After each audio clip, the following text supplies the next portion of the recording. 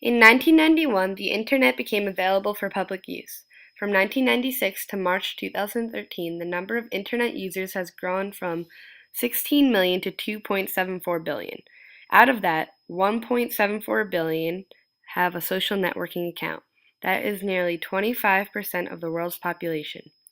The use of social media has made it possible to personally connect with billions of people with a click of a few buttons.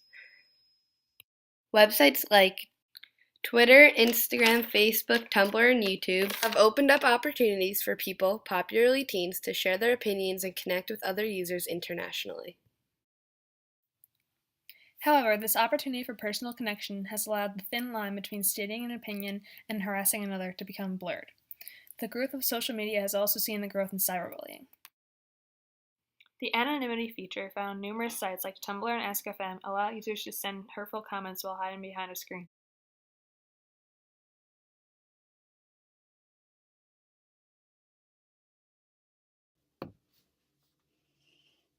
Hi, Chelsea, Nicole, and Paige. So I'd like to thank you guys for reaching out to me, and I think what you're doing is really great, trying to get this message out there. And I'll share you a little bit about my story. So I was cyberbullied for most of high school, to the point where I had to leave the school because it was unbearable for me to show up and see these people every day.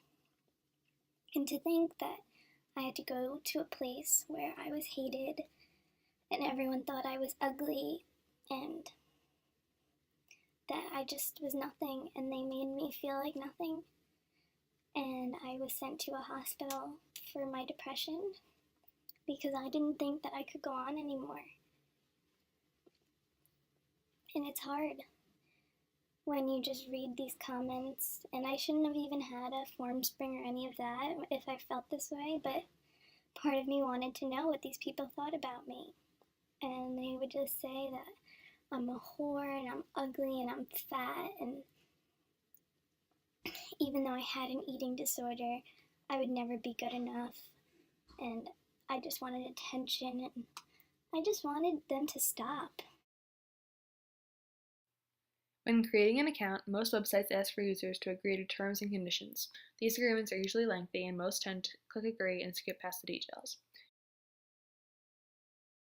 In these articles, the websites guideline the behavior they expect their users to follow, with websites like Twitter and YouTube respectively receiving 250 million and 4 billion visitors posting every day. It's incredibly hard to keep up and monitor what every person is saying.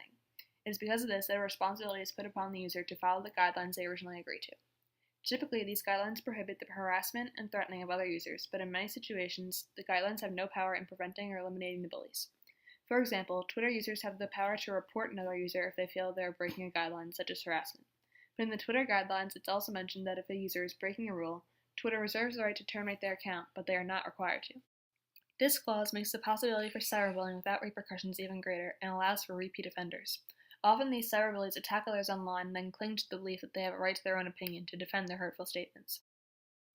Without any authority to regulate the millions of posts and users having the ability to get away with saying whatever they please, the line between stating an opinion and harassing is never clearly determined. Surveys show that only 7% of parents are concerned with the threats of these online predators, but 1 in 3 young people have admitted to receiving threatening messages online. 95% of social media using teens have witnessed cruel behavior online, and 66% of them say they have seen others joining in. 21% said that they themselves have joined in, while another 74% say they just ignore it. Between 2010 and 2011, over 1 million teens were cyberbullied on Facebook alone. What most of the 53% of people who admit to cyberbullying do not realize is the human life they put at risk when they say hurtful things online. 2 in 9 victims of cyberbullying consider suicide. And since the internet became available to the public in 1991, the United States has seen an increase in teen suicide attempts from 9.2% to 15.8%.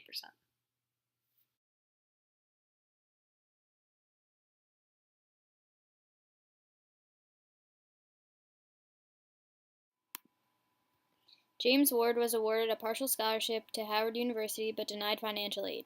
A close friend began a campaign on Tumblr called Homeless to Howard, which then spread around on similar social media websites. Days later, enough money was raised for his tuition. Likewise, a girl named Jessica McCormick opened a petition on Change.org for her school, Aquinas University, to provide housing for homeless students throughout the winter season. Her cause spread rapidly and garnered close to 150,000 signatures and led to the university finding housing options for these students and talking to other universities about finding options like these for their students. So all in all, as an internet user, you have a lot of rights. You could write whatever you want with basically no consequences.